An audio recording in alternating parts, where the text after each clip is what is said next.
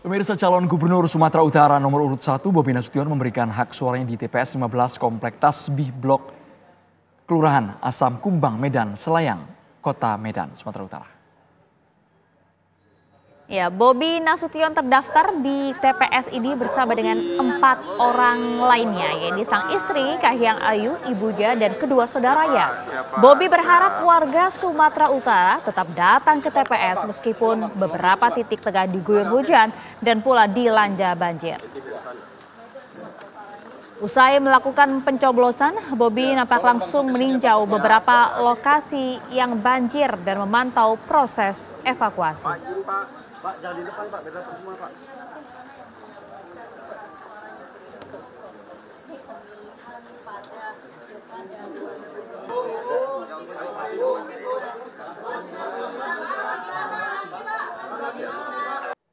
Ya, pencoblosan. Udah nyoblos, sudah menggunakan hak suara.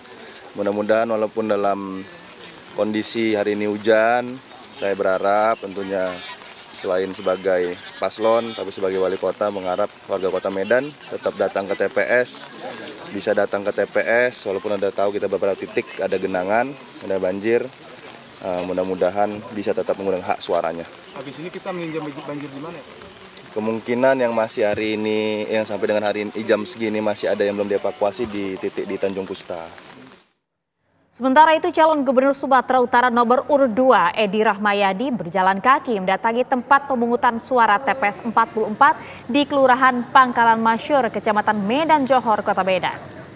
Edi datang bersama orang tua beserta istri dan anaknya. Sesampainya di TPS 44, Edi terlebih dahulu menemani orang tuanya mencoblos. Selanjutnya, Edi mencoblos dan menunjukkan surat suara sambil mengatakan dirinya memilih nomor 1. Pak Edi, boleh masuk sini, Pak. Pak Edi. Gubernur petana ini yakin akan... Nyoblos sudah selesai. Habis ini saya tidak ada lagi kegiatan, tinggal menunggu hasil saja. Apakah ke tempat pemenangan segala macam atau gimana? Ya, nanti setelah kira-kira semua sudah terrealisasi pencoblosan, nah saya akan datang ke tempat pemenangan. Saksi Pak Edi, Pak. Optimisme saya akan menjadi gubernur Sumatera Utara 2025-2030 apabila Allah berkehendak. Berapa persen? Dan pemirsa, untuk mengetahui bagaimana suasana posko pemenangan Bobi Surya, kami ajak Anda bergabung bersama dengan rekan kami, ada Wana Sari. Ya, silakan Wana, bagaimanakah kemeriahan di sana? Ya, Andro Maria Segaf dan pemirsa dari posko pemenangan pasangan nomor urut 1 Surya Bobi, tepatnya di Jalan Putri Hijau, Medan. Ini sudah mulai didatangi oleh simpatisan maupun pendukung pasangan Bobi Surya yang mencalonkan sebagai gubernur. Dan saat ini kami melihat tim pemenangan maupun relawan sedang menyaksikan live quick count yang sejauh ini menunjukkan pasangan nomor urut 1 Bobi Surya ini mengungguli dari lawannya yaitu Edi Hasan. Dan sejauh ini data yang kami peroleh ataupun informasi yang kami dapatkan dari tim pemenangan, direncanakan Bobi Surya akan datang ke posko ini sore ini tepatnya dan akan memberikan keterangan persnya, mengingat di posko pemenangan ini sudah ramai sekali awak media yang menantikan kehadiran Bobi Surya di posko pemenangan. Informasi juga yang kami dapatkan dari hasil penghitungan surat suara yang dilakukan secara langsung tepat di TPS 15 maksud kami di Kecamatan Medan Selayang, yaitu tempat Bobi Nasution beserta keluarga menyerahkan atau memberikan hak suaranya.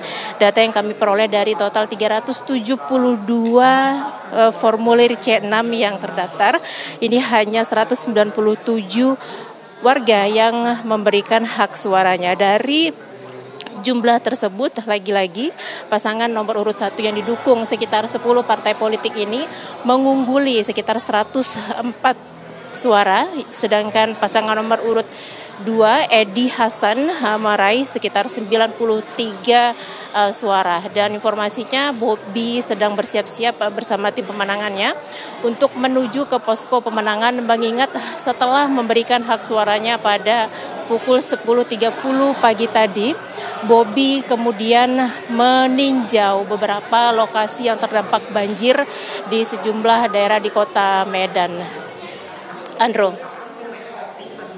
Baik, Wana, kami ingin tahu apakah sudah ada pernyataan dari Bobi setelah hasil hitung cepat quick count yang dirilis. Bobi unggul cukup signifikan dari Edi Rahmayadi. Iya, sejauh ini belum ada keterangan resmi ataupun belum ada pengakuan resmi dari Bobi maupun timnya terkait hasil quick count yang sedang berlangsung saat ini. Kami awak media di posko pemenangan Bobi Surya ini juga masih menantikan kira-kira statement orasi politik apa nantinya yang akan disampaikan oleh Bobi Surya setelah melihat hasil quick count yang sejauh ini menunjukkan pasangan nomor urut 1 ini mengungguli dari pasangan nomor urut 2, Andro. Ya, tadi pada saat usai mencoblos, kalau Anda kemudian sempat berbincang bersama dengan Bobi, seberapa yakin dirinya bahwa akan memenangkan Pilgub Sumut 2024 kali ini? Ya, sesungguhnya dari kedua belah pihak, apakah pasangan nomor urut 1 maupun 2, kedua-duanya menyatakan optimis akan terpilih sebagai Gubernur Sumatera Utara. Begitu juga Bobi dan Surya yang saat ini juga masih menjabat sebagai Wali Kota Medan.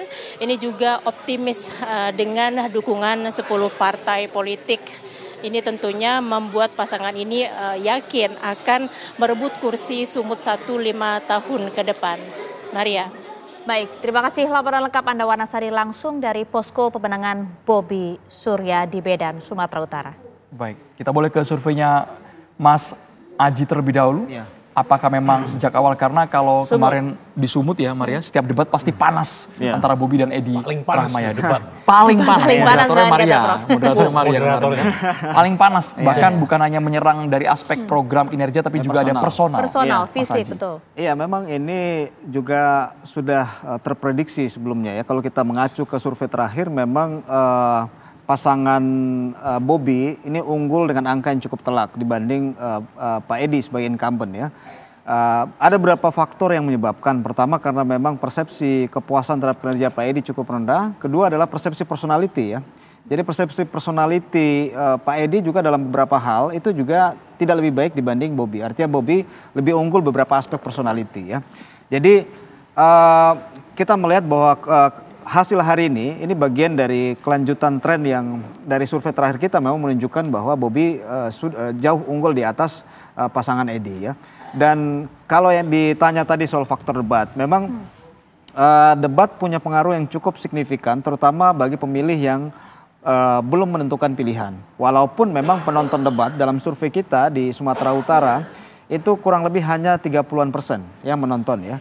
Nah, tapi kelebihannya sekarang kalau kita lihat selain mereka yang menonton lewat TV ya, banyak pemilih yang bisa menonton beberapa slide atau beberapa potongan debat lewat media sosial ya, yang rame, yang viral, kemudian itu menjadi salah satu referensi atau sumber dalam menilai kapasitas dari masing-masing kandidat. Jadi memang hasil Sumut ini bukan hasil yang mengejutkan, sudah terprediksi dari awal bahwa pasangan Bobi akan menang di Provinsi Sumatera Utara karena faktor pertama yang kita lihat adalah persepsi kepuasan terhadap kinerja yang buruk ya. Dan ini terjadi bukan hanya di Sumatera Utara ya. Hasil quick count kita juga menunjukkan kayak misalnya di Provinsi Maluku ya, di sana incumbent juga kalah, tumbang ya. Pak Murad Ismail yang didukung oleh beberapa partai koalisi pemerintah sebetulnya PAN dan lain-lain juga kalah di Provinsi Maluku sebagai incumbent ya, karena juga approval ratingnya yang rendah. Jadi beberapa incumbent terutama provinsi ya, saya belum, nanti mungkin Mas Burhan bisa punya data di Kalimantan Timur ya. Kalimantan Timur incumbent kalah juga. Kalah juga ya. Jadi petahana yang approval ratingnya rendah dari pilkada kita di 2024 ini terlihat bahwa banyak yang tumbang ya, karena memberikan kesempatan bagi penantang untuk bisa memberikan impresi yang lebih positif kepada pemilih. Oke, Prof. Burhan, meskipun kemudian approval rating di sini berperan cukup signifikan, kalau kita lihat dari perolehan kursi DPRD di wilayah Sumut, PDI Perjuangan menempati posisi kedua. Apakah kemudian mesin partai tidak bergerak cukup maksimal di wilayah Sumut atau bagaimana? Iya, tapi jangan lupa pemenang Pileg di 2024 di Provinsi Sumatera Utara adalah Golkar. Dan Golkar mendukung all out nih Bobi. Meskipun Bobi kita tahu itu sekarang sudah menjadi politisi Gerindra. Jadi memang ini pertarungan Kim Plus versus PDI Perjuangan. Ya. Satu sisi Pak Edi Ramayandi approval ratingnya rendah, tapi di sisi lain juga dikeroyok kan oleh partai-partai yang sedemikian banyak. Jadi ini yang membuat Pak Edi gagal menciptakan kejutan, sebab kalau misalnya bisa menciptakan kejutan kan seharusnya seperti di DKI Jakarta kan. Ya. Mas Pram dengan Rano Karno sendirian, ya David versus Goliat, tetapi bisa menciptakan kejutan meskipun belum konklusif satu putaran. Tapi lagi-lagi ini menunjukkan bukan faktor mesin partai. Kalau faktor mesin partai menjelaskan kemenangan seorang calon, harusnya di Jakarta Ridwan Kamil dong yang menang. Karena Jakarta PKS yang unggul, kemudian didukung oleh partai-partai Kim Plus. Ya. Tetapi ternyata yang unggul adalah Pramono Anung, Rano Karno yang hanya didukung oleh partai parlemen, yaitu PDI Perjuangan. Kemudian di tempat lain juga, itu ada variasi di situ. Nah, jadi yang menentukan secara determinan mengapa seorang calon unggul dalam pemilihan langsung adalah faktor personal. Ya. Jadi ketokohan. Nah, ketokohan itu diukur satu, seberapa banyak yang suka. Ya, karena orang tidak mungkin memilih kalau tidak kenal. Yang kedua, dari yang kenal itu harus suka. Sebab kalau dikenal tetapi dari sisi negatifnya nggak ada impactnya secara elektoral tuh. Namanya notorious ya, famous infamous. Dikenal tetapi aspek negatifnya itu tidak punya impact secara elektoral. Jadi harus dikenal, disuka, dipilih. Kalau Bobi Nasution Mas, kalau Bobi Nasution dari aspek apakah memang kinerja selama menjabat jadi wali kota cukup cemerlang sehingga masyarakat ini pilihan kami daripada memilih incumbent lain? Approval ratingnya sekitar 60%. Artinya tidak tinggi sekali, gitu. Tetapi juga mayoritas di atas 50%. Nah, Mas Bobi diuntungkan karena lawannya relatif bisa mudah untuk dikalahkan gitu ya. Lain kalau misalnya yang muncul adalah calon-calon yang kuat. Cuma memang dalam survei-survei di Sumatera Utara itu tidak ada calon yang dominan seperti Mas Bobi. Jadi dari awal sebenarnya sebelum nominasi di KPU itu kan Pak Edi juga sudah terlihat lemah kan elektabilitasnya. Dan saat itu partai-partai juga cenderung bergerombol kan, misalnya Pak Musa Icek, dia ketua Golkar setempat. Awalnya kan juga punya intensi untuk maju, tapi elektabilitasnya tidak cukup tinggi, sehingga lebih baik mendukung calon yang potensial menang, yaitu Bobi. Nah, untuk Pak Edi, itu sebenarnya hampir tidak mendapatkan tiket. Nah, kemudian PDI Perjuangan mendapatkan semacam berkat putusan MK kan yang menurunkan barrier to entry, sehingga PDI Perjuangan tanpa harus berkoalisi dengan partai lain itu bisa mencalonkan Pak Edi melawan calon yang kita tahu punya masalah yang belum selesai dengan Ibu Mega dan PDI Perjuangan, unfinished business karena Mas Bobi adalah menantu dari Pak Jokowi.